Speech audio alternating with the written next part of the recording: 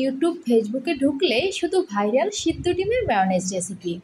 আমিও না তৈরি করে পারলাম না।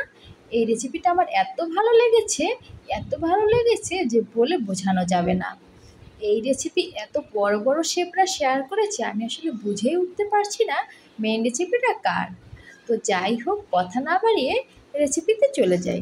তো আমি দুটো সিদ্ধ ডিম নিয়ে নিয়েছি, চিনি দিয়ে দিলাম 2 চা চামচ, সামান্য লবণ দিয়ে দিলাম, লেবুর রস দিয়ে দিলাম কিছুটা পরিমাণ, গোলমরিচ 1/4 চামচ, ভিনেগার 1 চা চামচ, তেল দিয়ে দিলাম 2 টেবিল চামচ, গুঁড়ো দুধ দিয়ে দিলাম 4 চা চামচ,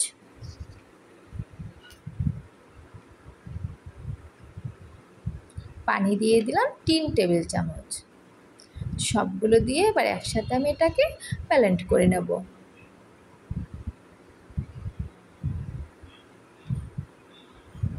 আমি একটু খুলে দেখিয়ে দিচ্ছি। আমি একটু নেড়ে চেড়ে দিয়ে দিলাম। এটাকে আবারও ঢাকনা লাগিয়ে দিলাম, আবার একটু ব্লেন্ড করে নিচ্ছি।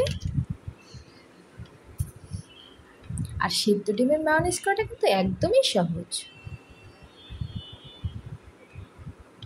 কাঁচা ডিমের মেয়োনেজটা করতে যেমন অনেক সময় লাগে, এটা কিন্তু অতটা সময়ও লাগেনি। এটা অল্প সময়ের মধ্যে হয়ে যায় এবং খেতেও কাঁচা ডিমের থেকে অনেক বেশি টেস্টি হয়। কাঁচা ডিমের মেয়োনেজটা অনেকেই খেতে পছন্দ করে না, তবে আশা করি এই ডিমের মেয়োনেজটা এভাবে করলে সবাই খেতে খুব বেশি পছন্দ করবে। দেখতে পাচ্ছেন বারবার ব্লেন্ড করার ফলে আমার মেয়োনেজটা কিন্তু রেডি হয়ে গেল প্রায়। এবার এটা আমি বাটিতে তুলে নিচ্ছি। তো দেখতে পাচ্ছেন এর ঘনত্বটা কত সুন্দর হয়েছে। এটা যে কোনো ফাস্টফুডের খাবারের সাথে খেতে কিন্তু দারুণ ভালো লাগবে। এটা যেমনই হেলদি ওয়েতে বানানো তেমনই টেস্টি। আপনারাও বাসায় ট্রাই করে দেখুন, আশা করছি আপনাদেরও ভালো লাগবে। এবং ভালো লাগলে অবশ্যই আমাদের কমেন্ট করে জানাবেন, এবং যদি ভালো লেগে থাকে লাইক করবেন, এবং নতুন নতুন ভিডিওগুলো পেতে চ্যানেলটাকে অবশ্যই সাবস্ক্রাইব করে রাখবেন।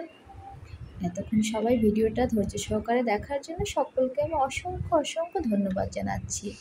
সকলে ভালো থাকবেন। আজকে বিদায় নিয়ে নিচ্ছি।